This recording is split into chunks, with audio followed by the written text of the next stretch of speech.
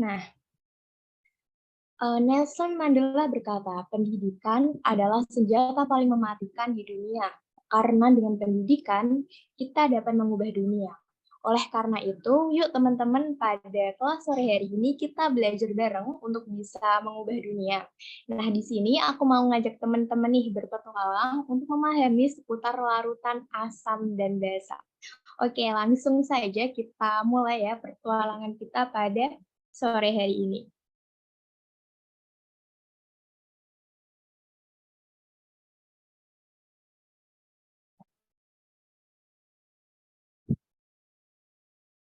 Nah, di sini kita akan belajar yang pertama mengenai teori asam dan basa, lalu yang kedua ada karakteristik asam dan basa, yang ketiga ada penentuan pH pada asam kuat dan basa kuat, lalu yang keempat ini ada penentuan pH pada asam lemah dan juga basa lemah. Kita lanjut. Nah, yang pertama di sini kita akan belajar dulu mengenai teori asam dan basa nih. Nah, apa sih yang dimaksud larutan asam dan basa itu? Asam dan basa ini sebenarnya telah dikenal sejak zaman dulu, di mana istilah asam ini berasal dari bahasa Latin acetum yang artinya cuka, dan istilah basa ini berasal dari bahasa Arab atau alkali yang artinya abu. Nah, mungkin teman-teman sudah gak asing lagi bahwa ada 3 teori yang menjelaskan mengenai konsep asam dan basa. Yang pertama itu ada teori dari Arrhenius, yang kedua ada teori dari Bronsted-Lowry, dan yang ketiga itu ada teori asam dan basa Lewis. Nah, untuk penjelasan lebih lengkapnya kita akan bahas satu persatu nih mengenai teori asam dan basa. Yuk kita bahas. Nah, yang pertama di sini ada teori asam dan basa Arrhenius. Arrhenius ini adalah seorang ilmuwan kimia dari Swedia yang mana beliau ini berhasil mengemukakan konsep asam dan basa yang dapat diterima hingga saat ini, di mana konsepnya ini dikenal dengan teori asam dan basa Arrhenius. Nah, menurut Arrhenius ini, asam adalah zat yang menghasilkan ion hidronium atau H3O+, atau ion hidrogen H+, jika dilarutkan di dalam air. Nah, contohnya di sini ada HBr, dia ketika dilarutkan di dalam air atau H2O ini akan menghasilkan ion hidronium dengan persamaan reaksi HBr plus H2O menghasilkan H3O plus Br-. Nah, untuk memudahkan biasanya itu digunakan H+ sebagai kependekan dari H3O+ dan penghilangan molekul air atau H2O yang melarutkan senyawa tersebut, sehingga reaksi ini itu dapat dituliskan menjadi HBr akan terion di dalam air ini menghasilkan H+ dan Br-. Nah, lalu apa sih spesi basa itu menurut Arrhenius? Menurut Arrhenius, basa ini adalah zat yang menghasilkan ion hidroksida atau OH- jika dilarutkan di dalam air. Nah, contohnya di sini ada NaOH. Ketika NaOH ini dilarutkan di dalam air, dia itu akan terion menghasilkan ion Na+ dan juga ion OH-. Oke, kita lanjut.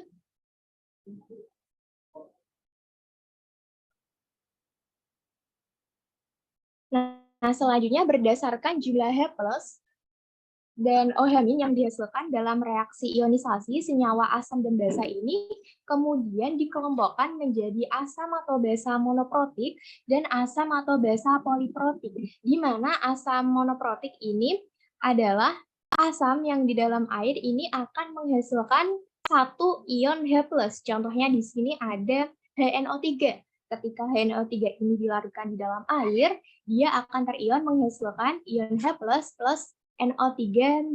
Nah, di sini teman-teman dapat lihat bahwa jumlah ion H+ yang dihasilkan ini sebanyak 1.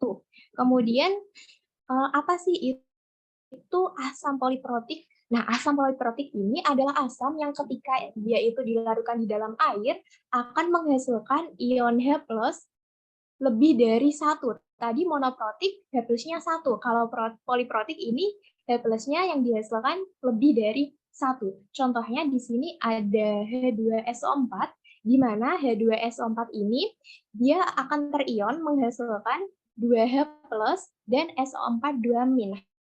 Teman-teman di sini dapat lihat bahwa jumlah ion H plus yang dihasilkan dari reaksi ionisasi ini sebanyak 2, sehingga termasuk ke dalam asam poliprotik. Lalu bagaimana dengan basa monoprotik? Nah, basa monoprotik ini adalah spesies basa yang ketika dia itu dilarutkan di dalam air akan menghasilkan satu ion OH-. Nah, di sini contohnya ada KOH, di mana KOH ini ketika dia itu dilarutkan di dalam air akan menghasilkan atau terion menjadi K+ dan OH-. Nah, teman-teman dapat lihat di sini jumlah ion OH- yang dihasilkan itu sebanyak 1. Lalu bagaimana dengan basa poliprotik? Di sini basa poliprotik sendiri itu adalah spesies basa yang ketika dia itu dilarutkan di dalam air akan terion menghasilkan 2 ion OH-. Nah, di sini contohnya ada BaOH2 kali, di mana ketika BaOH2 kali ini dilarutkan di dalam air, dia akan terion menghasilkan Ba2 plus 2 OH-. Nah, dapat dilihat di sini ya bahwa jumlah ion OH- yang dihasilkan ini sebanyak 2. Kemudian kita lanjut.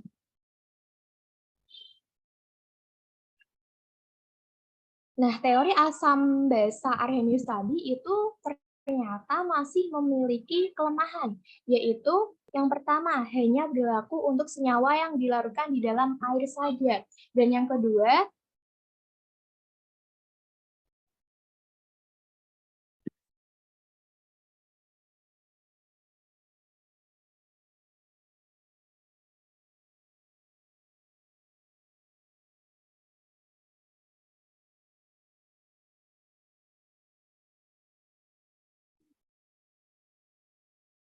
nah, kelemahan ini kemudian itu disempurnakan oleh teori asam dan basa lainnya. Nah, menanggapi teori asam dan basa Arrhenius pada tahun 1923, seorang ahli dari Denmark, Brønsted dan Lowry ini kemudian mengembangkan konsep asam basa yang kemudian kita kenal sebagai konsep asam dan basa Brønsted-Lowry. Nah, konsep asam basa ini didasarkan pada serah terima proton atau ion H+ yang kemudian kita kenal dengan konsep asam dan basa Brønsted-Lowry. Nah, menurut Brønsted-Lowry ini,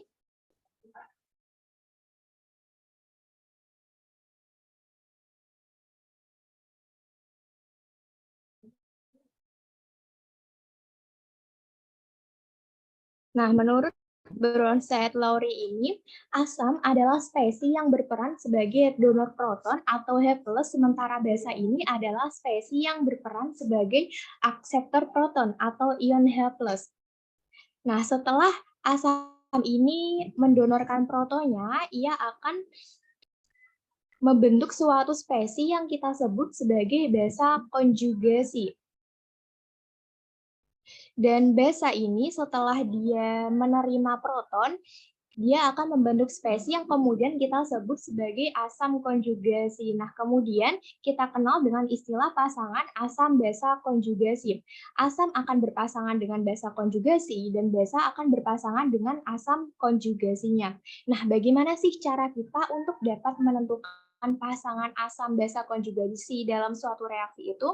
Nah, mari kita perhatikan untuk reaksi di sini ada HF direaksikan dengan H2O, reaksi kesetimbangannya akan menghasilkan H3O plus F-.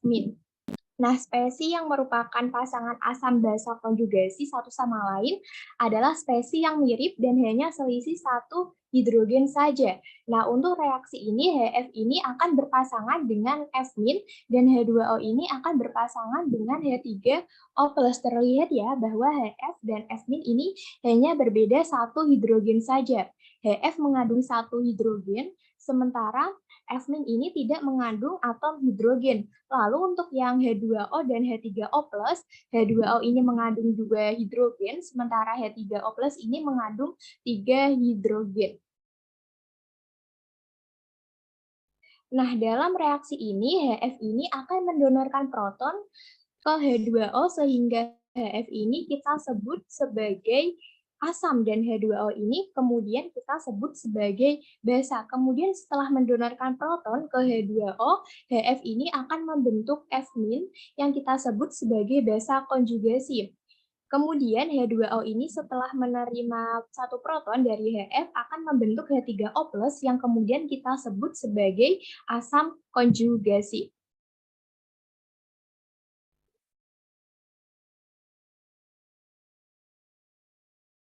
Oke, kita lanjut. Nah, kemudian pada tahun 1993, seorang ahli kimia dari Amerika yang bernama Gilbert Newton Lewis ini memperkenalkan konsep asam basa yang tidak melibatkan transfer proton, melainkan melibatkan penyerahan dan penerimaan pasangan elektron bebas. Nah, berdasarkan hal ini, Lewis kemudian mengemukakan teori baru tentang asam basa partikel atau ion atau molekul yang tidak memiliki atom hidrogen atau proton dapat diklasifikasikan dalam kelompok asam dan basa. Nah, menurut Lewis, asam ada. Nah, di sini menurut Lewis ini, asam adalah spesies yang berperan menerima atau akseptor pasangan elektron bebas. Sementara basa ini adalah spesies yang berperan memberi atau donor pasangan elektron bebas. Nah, di sini ada contohnya sebagai berikut.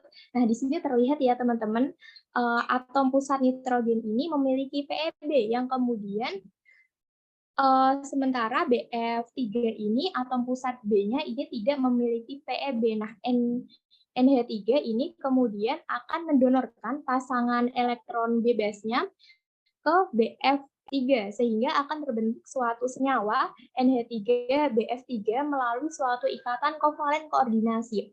Nah, menurut teori Lewis ini NH3 di sini berperan sebagai basa Lewis, sementara BF3 ini kemudian berperan sebagai asam Lewis.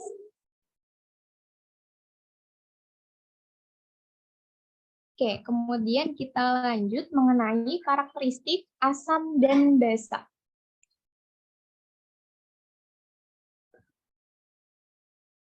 Nah, mungkin teman-teman pernah untuk mengonsumsi jeruk misalnya atau ketika sedang makan bakso teman-teman menambahkan cuka ke dalam kuah bakso kalian. Nah, pasti rasa dari lemon, jeruk dan cuka itu rasanya adalah asam. Sementara mungkin ketika mandi teman-teman pernah nggak sengaja nelon sabun nih waktu mandi.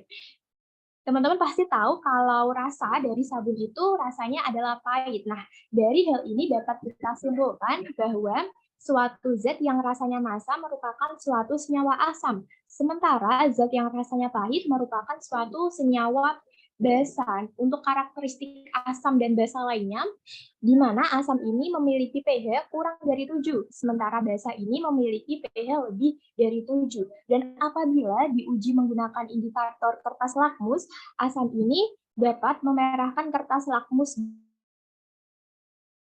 membirukan kertas lakmus merah. Kemudian untuk karakteristik yang selanjutnya yaitu dilihat dari sifatnya. Asam ini sifatnya adalah korosif. Nah, sifat ini kemudian dapat merusak berbagai benda logam dan non-logam. Selain itu, apabila mengenai jaringan tubuh, dapat mengakibatkan kerusakan. Sifat korosif ini dimiliki oleh asam dalam bentuk larutannya, di mana asam ini dia itu akan terionisasi dan menghasilkan ion hidrogen. Nah, makin kuat asamnya, makin mudah ia mengalami terionisasi dan makin kuat pula ia bersifat korosif. Sementara basa ini merupakan suatu senyawa yang sifatnya adalah kaustik. Senyawa basa ini dapat merusak kulit atau kaustik dan mengakibatkan rasa gatal di kulit. Oke, selanjutnya kita lanjut untuk nah, bagaimana sih cara kita untuk dapat mengidentifikasi larutan asam dan basa? Nah, cara yang tepat untuk dapat mengidentifikasi asam dan basa itu menggunakan indikator. Kita yang perlu teman-teman tahu, kita itu tidak boleh sembarangan memegang atau mencicipi larutan asam dan basa untuk mengenali larutan itu, karena ada beberapa senyawa asam dan basa itu yang sifatnya berbahaya. Contohnya nih, ada H2SO4 atau air aki. Di mana ketika H2SO4 ini mengenai kulit kita, dapat menyebabkan kulit kita ini terbakar dan menyebabkan seperti terkena iritasi. Kemudian NaOH, yang di mana NaOH ini biasa digunakan sebagai air cuci bak mandi, di mana ketika NaOH ini mengenai kulit kita, dapat menyebabkan kulit kita ini terasa gatal-gatal. Oleh karena itu, dalam mengenali suatu larutan asam dan basa, hendaknya kita menggunakan suatu indikator. Lalu, apa saja sih jenis indikator yang bisa kita gunakan untuk mengidentifikasi larutan asam dan basa? Oke, selanjutnya yuk kita simak satu persatu jenis indikator yang dapat kita gunakan sebagai larutan asam dan basa untuk mengidentifikasi larutan asam dan basa. Nah, yang pertama di sini ada kertas lakmus. Kertas lakmus sendiri adalah indikator di mana dia itu berupa kertas yang di dalamnya terkandung senyawa organik yang dapat berubah warnanya pada kondisi asam maupun pada kondisi basa. Nah, kertas lakmus ini ada dua jenisnya. Yang pertama ada kertas lakmus merah, dan yang kedua di sini ada kertas lakmus biru. Nah, cara penggunaan kertas lakmus ini tuh cukup mudah, yaitu kita hanya tinggal mencelupkan kertas lakmus ke dalam larutan yang kita uji, kemudian kita amati perubahan warna pada kertas lakmusnya. Nah, di mana di sini ketika larutan yang diuji adalah asam, maka dia dapat memerahkan kertas lakmus biru, dan kertas lakmus merah warnanya tetap merah. Kemudian jika larutan yang diuji itu merupakan suatu larutan basa, dia dapat membirukan kertas lakmus merah, tetapi ketika diuji menggunakan kertas lakmus biru ini warnanya akan tetap biru. Sementara jika larutan itu netral, dia tidak akan mengubah warna dari kertas lakmus. Jadi yang merah warnanya tetap merah, kemudian yang biru warnanya tetap biru. Nah, kelemahan dari indikator kertas lakmus ini, dia itu tidak bisa mengukur pH dengan pasti dan hanya bisa digunakan untuk mengetahui apakah suatu zat itu asam, basa, ataupun netral. Oke, selanjutnya kita masuk untuk indikator asam dan basa yang kedua. Nah, di sini ada indikator universal kertas.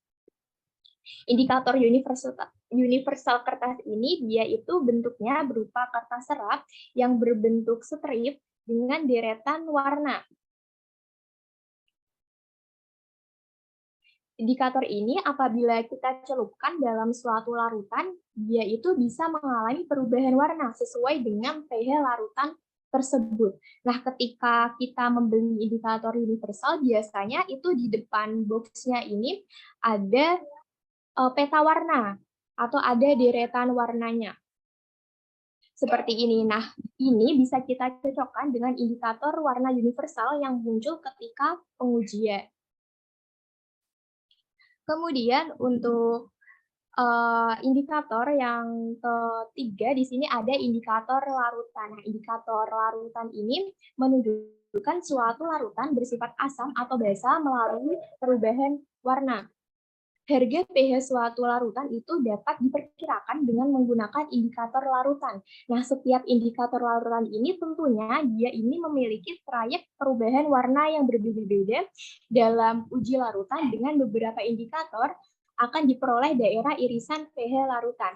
Ini artinya dalam pengujian asam basa dengan indikator larutan itu biasanya tidak hanya menggunakan satu jenis indikator larutan saja, minimal kita di sini membutuhkan dua jenis indikator. Nah, berikut ini di tabel dapat teman-teman lihat trayek pH dari beberapa jenis indikator larutan.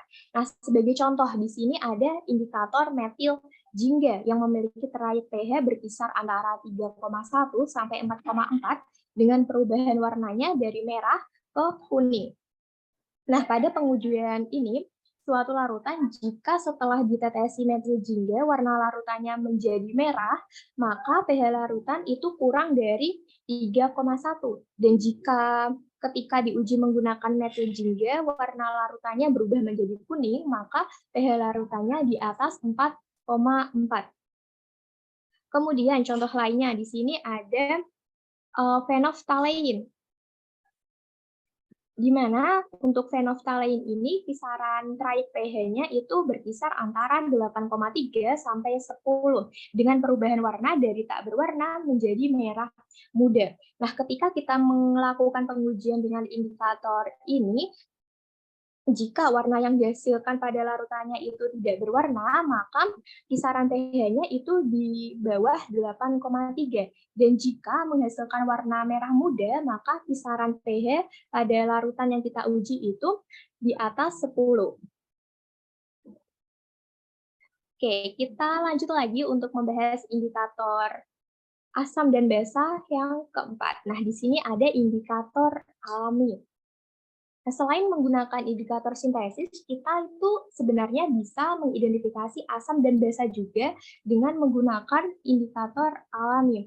Indikator alami ini dapat kita peroleh dari tumbuh-tumbuhan di sekitar kita. Akan tetapi, bahan alam ini itu tidak bisa langsung kita gunakan dalam pengujian asam dan basa, melainkan kita itu harus buat dalam bentuk kelarutannya.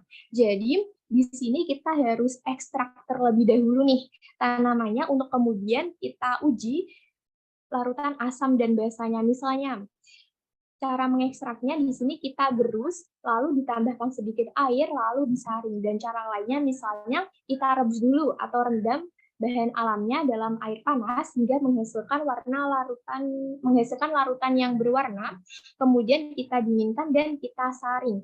Nah, ekstrak yang kita peroleh kemudian kita teteskan pada larutan asam atau basa yang ingin kita uji. Lalu pertanyaannya di sini, apakah semua jenis tumbuhan itu dapat kita jadikan sebagai indikator asam dan basa? Jawabannya itu tidak.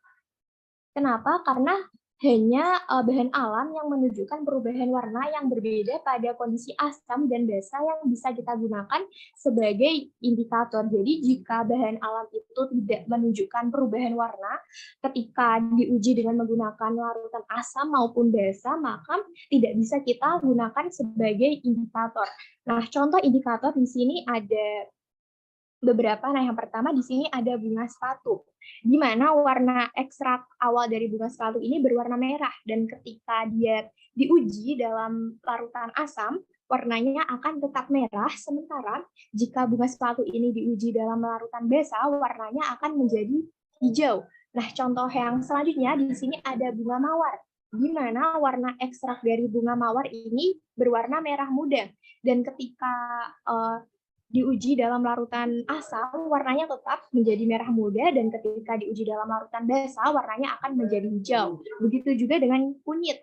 Warna ekstraknya ini jingga. Ketika dalam suasana asam, dia akan berubah warna menjadi kuning, dan jika dalam suasana basa, dia akan berubah warna menjadi merah.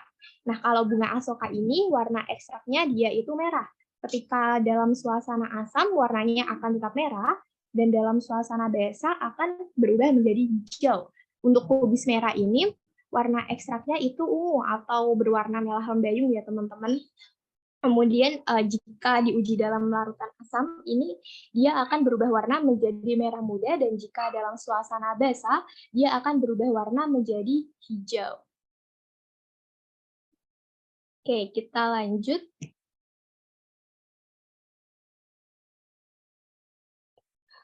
Nah, indikator alami itu sebenarnya juga memiliki kelemahan jika dibandingkan dengan indikator sintesis, yaitu perubahan warna yang dihasilkan tidak stabil.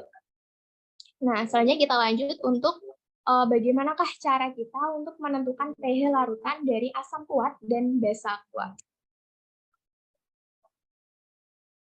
Nah, yang pertama di sini adalah penentuan pH larutan dari asam kuat. Untuk asam kuat ini, sebelum kita menghitung pH-nya, kita itu harus menentukan terlebih dahulu konsentrasi ion H+-nya, di mana rumus dari konsentrasi H+-nya ini sama dengan molaritas asam dikali valensi asam. Nah, molaritas asam yang dilambangkan dengan Ma ini dapat kita cari dengan menggunakan rumus biasanya molaritas sama dengan mol per volume. Atau dapat kita cari juga dengan rumus gram zat terlarut dibagi dengan mR dikali 1000 dikali volume dalam mili. Kemudian dapat kita hitung juga dengan rumus massa jenis atau rho dikali 10 kali persen dibagi dengan mR. Nah, setelah kita menentukan konsentrasi ion H+-nya, kemudian kita dapat menentukan nilai pH-nya, di mana rumus dari pH sendiri itu adalah pH sama dengan min log konsentrasi H+. Nah, adapun valensi asam yang dilambangkan dengan N ini merupakan jumlah ion H+ yang dihasilkan dari ionisasi 1 mol asam di dalam air. Kemudian kita lanjut untuk penentuan pH dari larutan basa kuat. Nah, untuk menghitung pH dari basa kuat ini, terlebih dahulu kita harus menentukan konsentrasi ion OH-nya, di mana rumus dari konsentrasi ion OH-nya itu sama dengan molaritas basa dikali dengan valensi basa.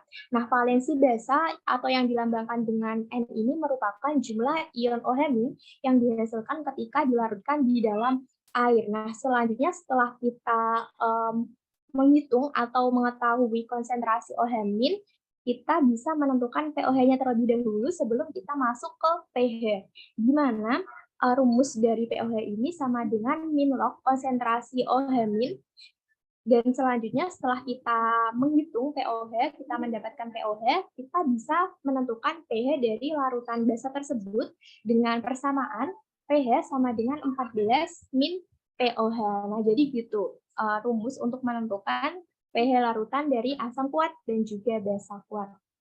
Nah, selanjutnya kita masuk ke bagian penentuan pH larutan dari asam lemah dan juga basa lemah. Tadi kan sudah asam dan basa kuat. Nah, sekarang gimana sih rumus untuk menentukan pH larutan dari asam kuat dan basa kuat? Kita lanjut.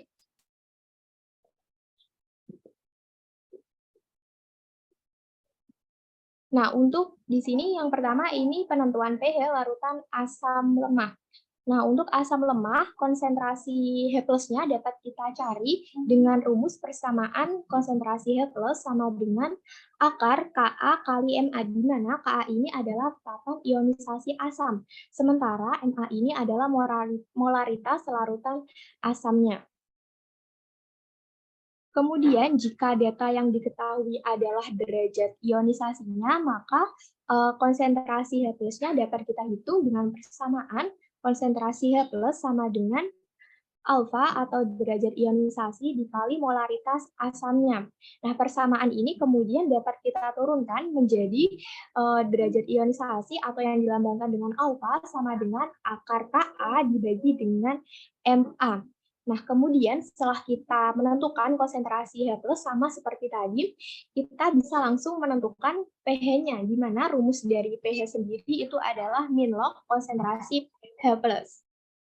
Oke, kita lanjut untuk yang kedua di sini adalah penentuan pH larutan basa lemah. Nah, di sini untuk basa lemah, menentukan pH-nya kita harus menghitung dulu konsentrasi OH-nya, di mana rumus konsentrasi OH- sama dengan akar Kb atau tetapan ionisasi basa dikali dengan Mb atau molaritas larutan basa. Atau jika yang diketahui di sini adalah derajat ionisasi atau alfanya, maka konsentrasi OH-nya ini dapat kita cari dengan rumus konsentrasi OH- sama dengan alfa dikali molaritas basa. Nah, kemudian dari persamaan ini dapat kita turunkan menjadi alfa atau derajat ionisasi sama dengan akar Kb dibagi dengan Mb.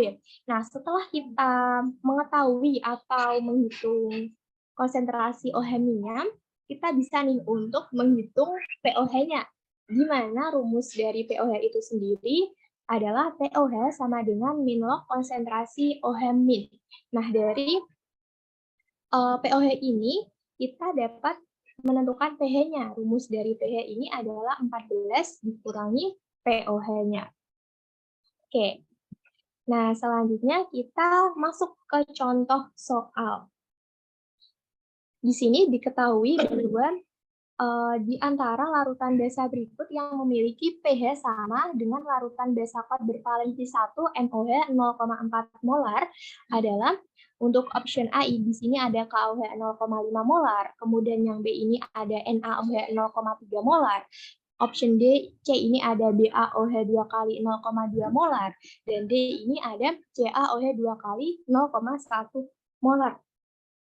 Nah, di sini yang ditanyakan adalah di antara larutan ini, manakah yang memiliki pH yang sama dengan larutan basa kuat bervalensi 1 MOH 0,4 molar. Oleh karena itu, di sini kita harus tahu terlebih dahulu nih, pH dari larutan MOH 0,4 molar.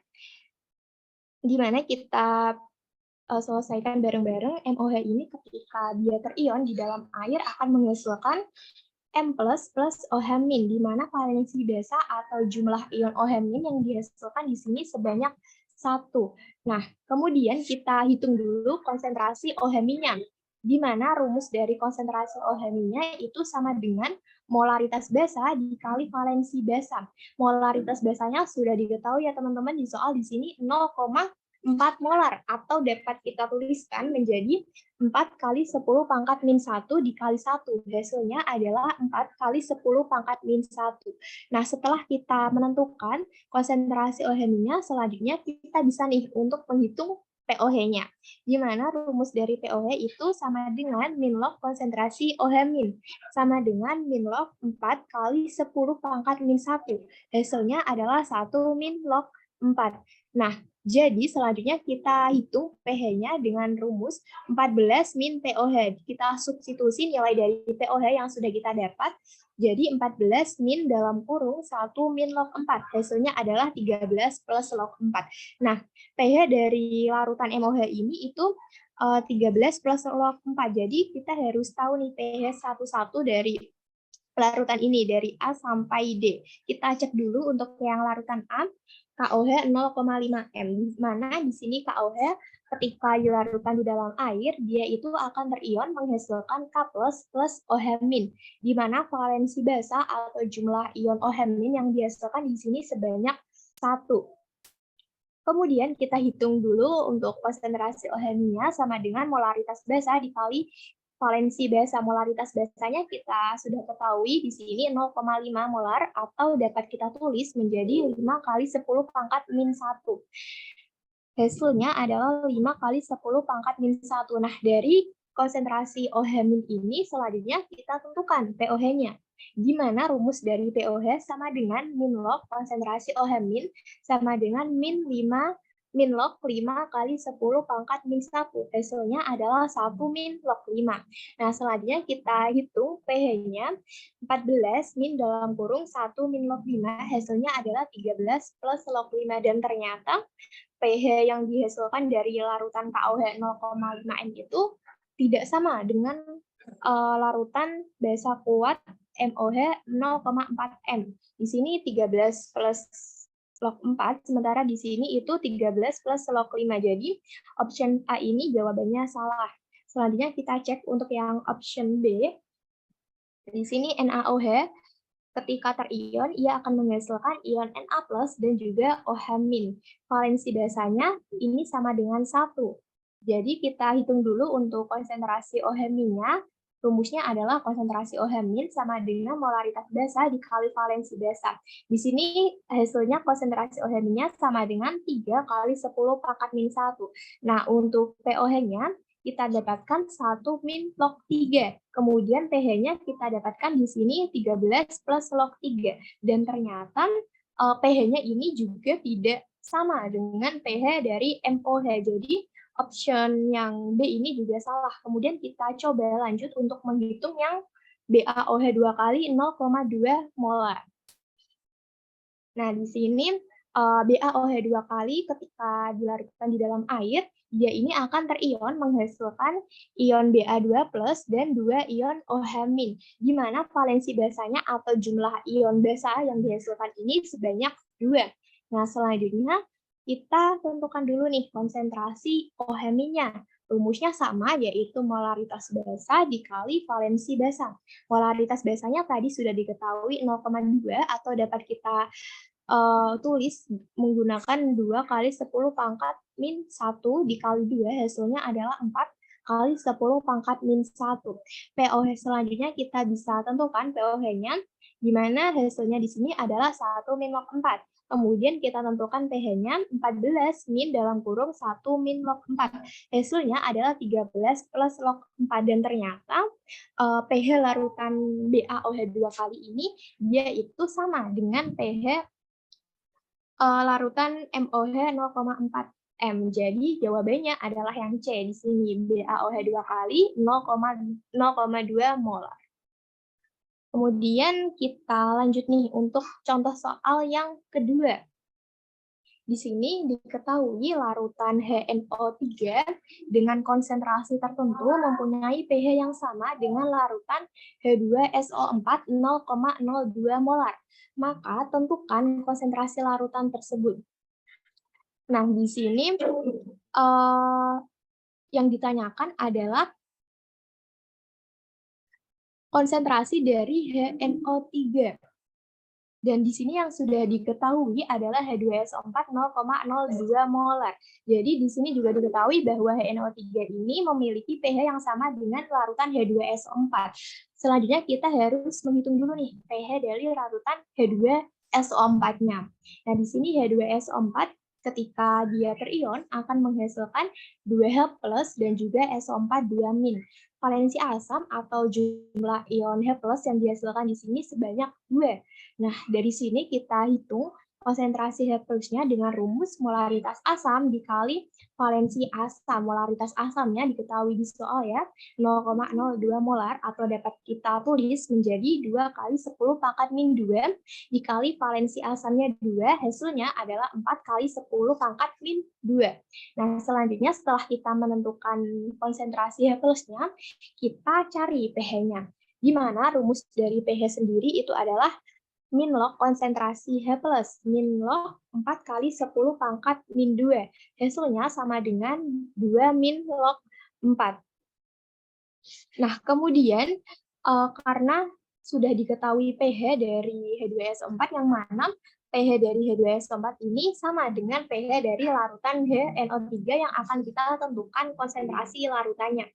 Di sini kita bisa cari untuk yang konsentrasi HNO3, di mana HNO3 itu ketika terion, dia akan menghasilkan H+ dan juga NO3-.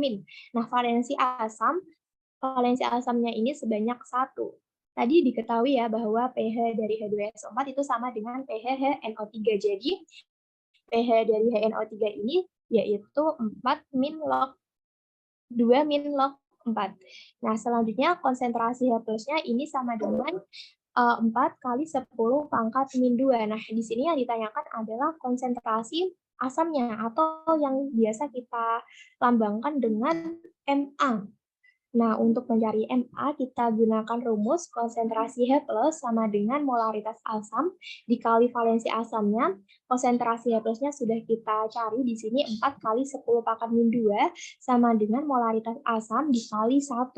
Dan di sini ketahui bahwa ternyata molaritas asam yang dihasilkan sebanyak 4 kali 10 pangkat min 2 molar. Oke, sampai sini paham ya teman-teman?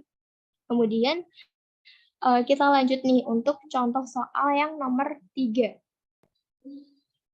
Di sini di soal diketahui bahwa larutan asam lemah monoprotik dengan konsentrasi sebesar 0,01 molar ini memiliki derajat ionisasi 2%. Maka tentukan harga pH larutan asam lemah tersebut dengan konsentrasi 0,5 molar.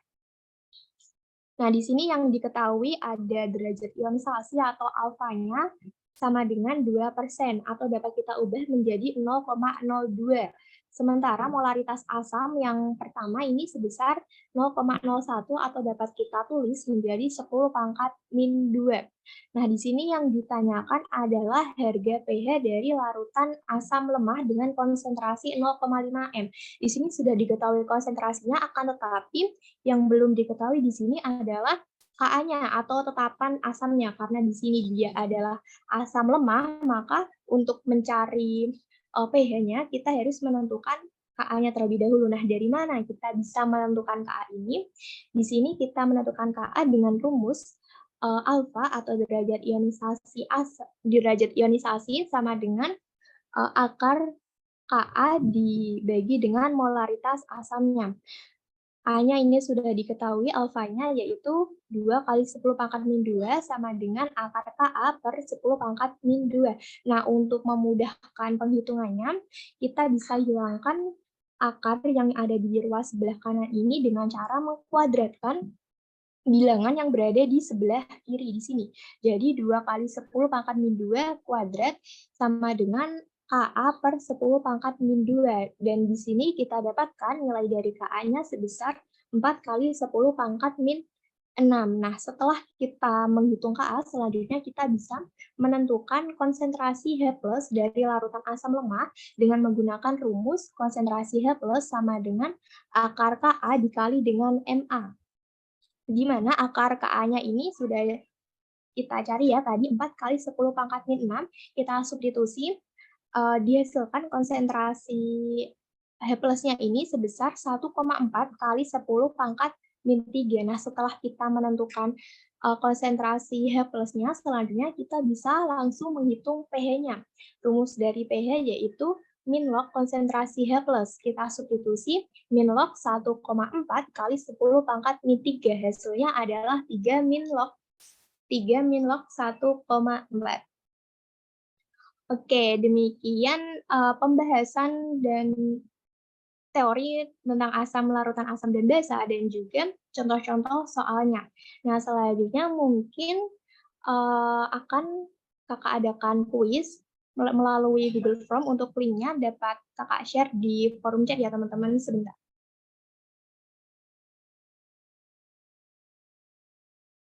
Kakak stop screen terlebih dahulu. Sebentar ya.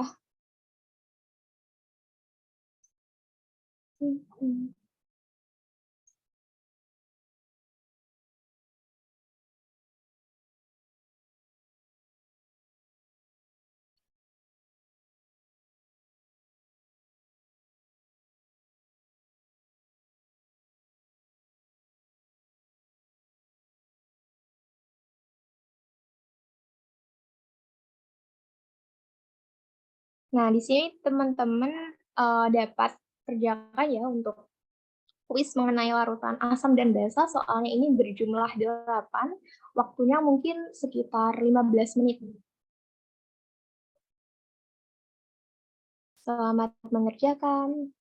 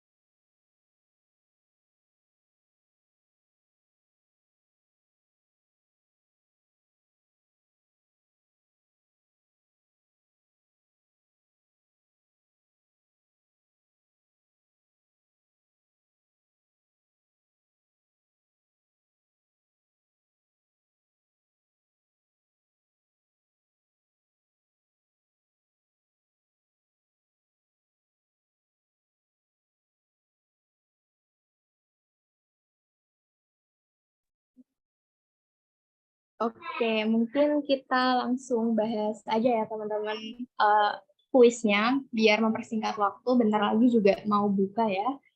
Nah, untuk soal yang pertama di sini perhatikan reaksi asam basa Bronsted Lowry berikut. Yang pertama ada HCO3 direaksikan dengan HCl, reaksi keseimbangan akan menghasilkan H2CO3 plus Cl-. Yang kedua ini ada NH3 direaksikan dengan H2O, reaksi keseimbangan akan menghasilkan NH4 plus OH-. Nah, pertanyaannya di sini, pasangan asam basa konjugasi menurut Bronsted Lowry dalam reaksi tersebut adalah. Nah, di sini untuk reaksi yang pertama kita lihat terlebih dahulu. HCO3 direaksikan dengan HCl, reaksi keseimbangan menghasilkan H2CO3 plus Cl-.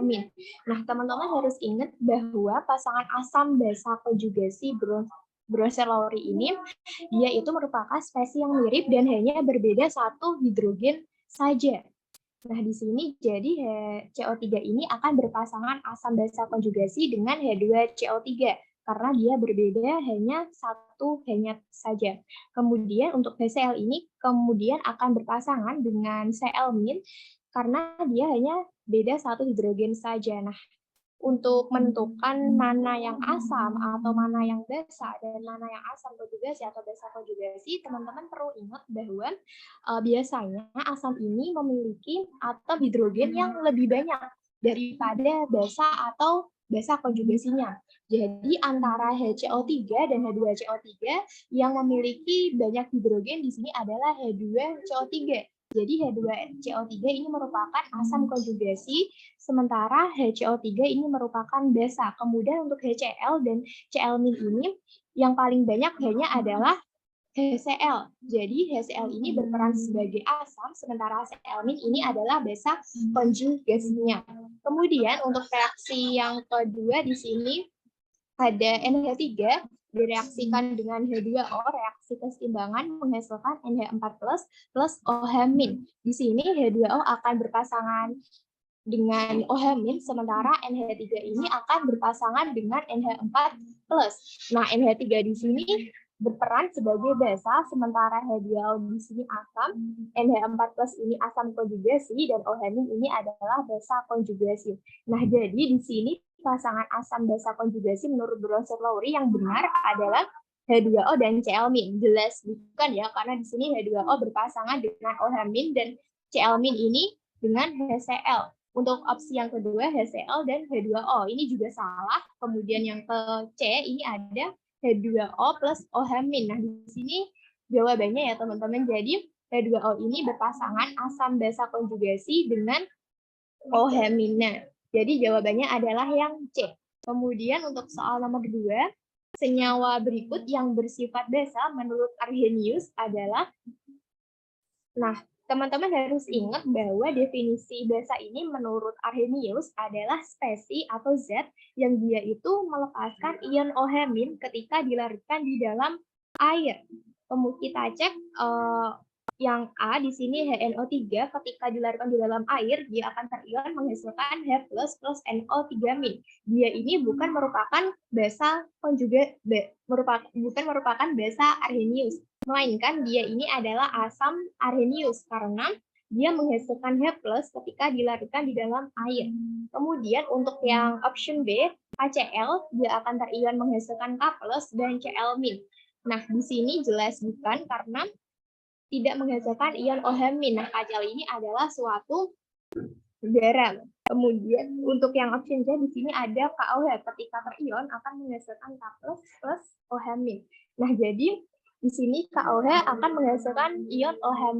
Nah, jadi di sini KOH ini adalah merupakan basa Arrhenius. Jawabannya adalah yang C. Sementara NaCl ini bukan karena dia adalah suatu garam, ketika terion dia tidak akan menghasilkan ion OH-. Kemudian untuk yang ketiga, di antara molekul berikut yang dapat berperan sebagai basa Lewis adalah. Nah, menurut Lewis ini, basa adalah spesies yang dapat mendonorkan pasangan elektron bebas. Atau dengan kata lain, dia ini harus memiliki pasangan elektron bebas. Kita coba cek untuk struktur Lewis satu persatu dari option ini. Yang A ada BF3, Nah, di sini jelas BF3 ini dia tidak memiliki pasangan elektron bebas yang bisa didonorkan, sehingga dia bukan merupakan suatu basa Lewis. Kemudian untuk yang D di sini ada PCl5. PCl5 ini juga tidak memiliki pasangan elektron bebas yang bisa didonorkan, sehingga dia bukan merupakan basa Lewis, melainkan asam Lewis. Kemudian ada AlCl3. AlCl3 ini dapat kita lihat pada atom pusat Al ini tidak memiliki pasangan elektron bebas untuk didonorkan, sehingga AlCl3 ini bukan merupakan suatu basa Lewis. Nah, yang D ini ada SO2. SO2 ini kita perhatikan ya teman-teman strukturnya. Di sini atom S-nya ada satu pasangan elektron bebas, sehingga SO2 ini merupakan suatu basa Lewis karena dia memiliki pasangan elektron bebas yang bisa didonorkan ke spesies asam Lewis. Nah, kemudian untuk yang contoh untuk soal nomor 4, cermati beberapa sifat larutan berikut. Yang pertama bersifat kaustik, yang kedua berasa asam, yang ketiga dapat mengubah kertas lakmus biru menjadi merah, yang keempat menghasilkan ion OH- dalam air, dan yang kelima ini memiliki pH lebih dari 7. Sifat larutan kalium hidroksida ditunjukkan oleh angka. Nah, di sini kalium hidroksida atau KAH ini merupakan suatu larutan basa kuat, sehingga dia akan memiliki ciri-ciri yang pertama bersifat kaustik, benar ya. Jadi basa itu sifatnya kaustik, kalau asam tidak, karena ini merupakan suatu larutan asam. Kemudian yang ketiga ini dapat mengubah kertas lakmus biru menjadi merah. Salah ya, jadi kalau biru menjadi merah ini berarti nyawa asam. Kemudian yang keempat ini menghasilkan ion OH- dalam air, jadi ini benar. Dan yang kelima ini memiliki pH lebih dari 7 karena dia adalah suatu basa. Jawabannya adalah 1, 4, dan 5. C. Kemudian untuk soal yang kelima, kelompok larutan berikut yang mampu mengubah warna kertas lakmus biru menjadi merah yaitu, nah, di sini teman-teman yang perlu digarisbawahi adalah mengubah warna kertas lakmus biru menjadi merah, yang artinya dia ini merupakan senyawa asam. Jadi kita lihat, cek satu persatu, manakah yang ketiga-tiganya ini merupakan larutan asam. Yang pertama, A, NaCl, H3O, HBr. Nah, di sini NaCl bukan merupakan suatu senyawa asam, berarti salah. Kemudian yang B, di sini ada K2SO4, di mana K2SO4 ini adalah senyawa garam atau netral. H2SO4 ini asam dan NaCl ini juga garam. Jadi karena di sini ada K2SO4 dan NaCl yang keduanya itu bukan merupakan asam, jadi option B ini juga salah. Kemudian yang option C ini KOH. Nah, KOH ini merupakan suatu basa, jadi jelas option C ini salah. Kemudian untuk yang D, HNO3 ini merupakan asam, H2SO4 asam, dan CH3COOH ini merupakan asam lemah. Jadi jawabannya adalah yang D. Kemudian kita lanjut untuk soal yang nomor 6. Jika larutan organik itu tidak mengubah warna kertas lakmus merah, yang artinya dia itu tetap merah, tapi memerahkan kertas lakmus biru.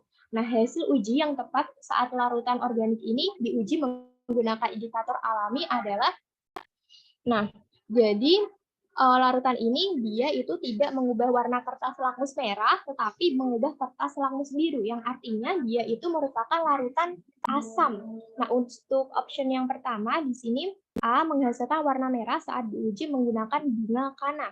Jadi ketika diuji dengan bunga kana di sini dalam warna merah ini dihasilkan ketika suasananya asam. Jadi benar, jawabannya adalah yang A. Kemudian kita lanjut untuk soal nomor 7. Sebanyak 50 mili larutan H2SO4 0,01 m ini memiliki pH sebesar, nah kita tentukan dulu nih konsentrasi H plusnya. Di sini H2SO4 ini ketika terion akan menghasilkan 2H plus SO4 2-, valensi asamnya sebanyak 2.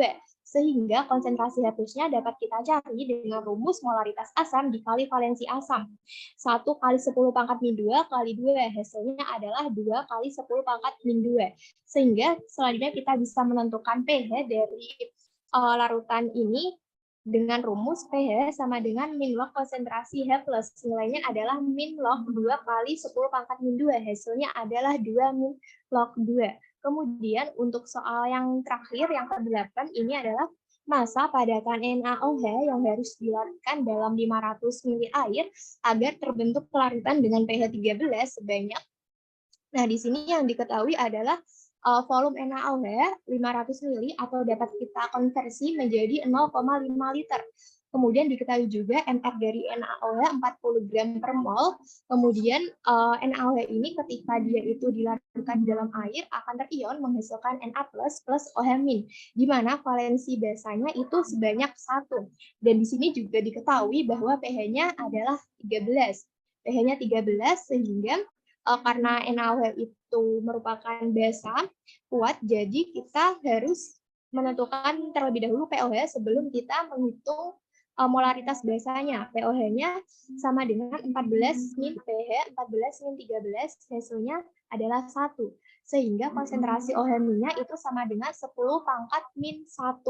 Nah, kemudian untuk dapat menentukan konsentrasi basa atau MB-nya, kita cari dengan menggunakan rumus konsentrasi OH- sama dengan molaritas basa dikali valensi basa. Kita substitusi nilai yang sudah diketahui 10 pangkat min 1 sama dengan molaritas basa dikali 1, molaritas basanya adalah 10 pangkat min 1. Nah, yang ditanyakan di soal di sini adalah massa dari NaOH. Nah, massa NaOH ini dapat kita cari menggunakan rumus mol sama dengan molaritas basa dikali volume. Di sini molnya dapat kita turunkan menjadi massa dibagi dengan MR sama dengan 10 pangkat min 1 kali 5 kali 10 pangkat min 1. Jadi masanya sama dengan 5 kali 10 pangkat min 2 dikali 40. Jadi massa NaOH-nya ini sama dengan 2 gram. Oke.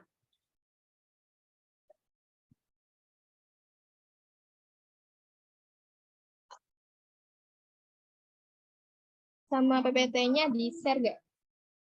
Iya, nanti bisa materinya di-share lewat ini bentar ya. Sebentar. Jadi di sini ya untuk mendapatkan nanti bisa kok di sini nanti malam kakak akan share. Nanti dapat diakses di sini. Kemudian jangan lupa untuk presensi ya teman-teman dan juga untuk join link Telegramnya. Oke, mungkin karena sudah mau buka ya, mungkin kakak cukupkan buat sampai di sini. Nah, demikian penjelasan materi mengenai larutan asam dan basa dari kakak. Semoga apa yang kita pelajari pada kelas sore hari ini dapat bermanfaat bagi kita semua. Nah, buat teman-teman tetap semangat bagi yang menjalani ibadah puasa, soalnya kurang 3 hari lagi nih. Tetap semangat juga belajarnya untuk meraih apa yang teman-teman cita-citakan. Nah, terima kasih atas kehadirannya. Selamat sore menjelang malam. Wassalamualaikum warahmatullahi wabarakatuh. Ya, sama-sama. Sampai jumpa. Boleh live.